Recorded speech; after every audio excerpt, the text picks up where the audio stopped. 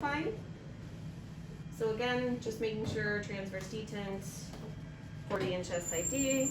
I'm going to line up my tube and bucky, make sure that I'm using a 14 by 17 lengthwise.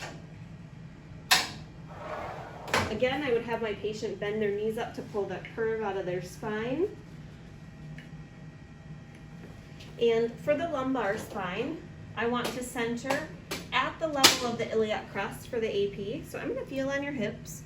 I'm going to find the top of the iliac crest, and I'm going to center directly at it.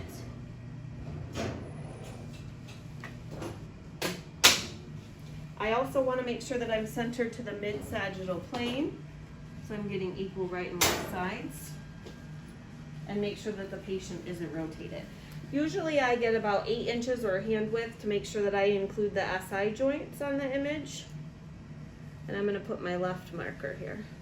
You don't want to put your marker on the bottom because then it can get in the SI joint. So it should be at the top or in the middle of the image there. So I would just have my patient taking a breath, blow it out, hold it out, and then they could breathe. I'm going to go directly into my obliques. I usually do my RPO first. So I'd have my patient bring your left arm over, touch your right shoulder, lower your right leg down, and then I want you to roll like a log towards me. I'm going to put a sponge under you. I need to ensure that the sponge goes under the shoulder and the hip. Go ahead and bring your arm right back down along your side to hold that sponge because it's going to slide out. For the obliques, to visualize the Scotty dogs, what you want to do is find the iliac crest, center 1.5 inches above the iliac crest, and then find the as is and center about 2 inches inferior or medial to the as is. You can always come up to the top, have your patient turn their head to the right, and make sure that the line is in line with the EAM or the spine.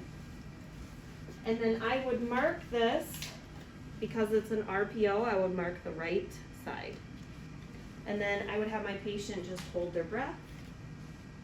You can breathe. And then we're going to go to the opposite side. So go ahead and roll up for me. I'm going to take this sponge out from underneath you. Good. Go ahead and roll back onto your back. Bring your right arm over, touch your left shoulder, bend your right knee up, and then roll up and away from you like a log. Good. Right back on that sponge.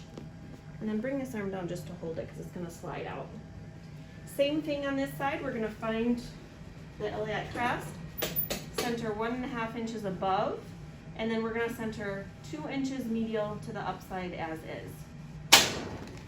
I'm going to mark the left side here because we're doing the LPO, and I'm going to come up to the top. Turn your head to the left for me, and I want to make sure that I'm centered, oh, I'm so sorry, right along the spine.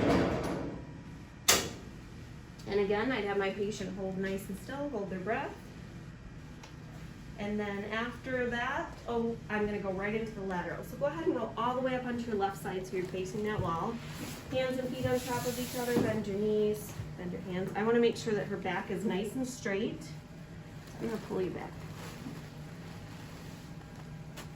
Everything's nice and in line. Shoulders are on top of each other, hips are on top of each other. And for the lateral, I'm going to center right at the level of the iliac crest and at the mid-coronal plane. I want to make sure that I have light curving the spine so that I do not clip the spinous process. And I'm going to put my left marker in the anterior corner here. For this, I'm just going to have my patient hold their breath.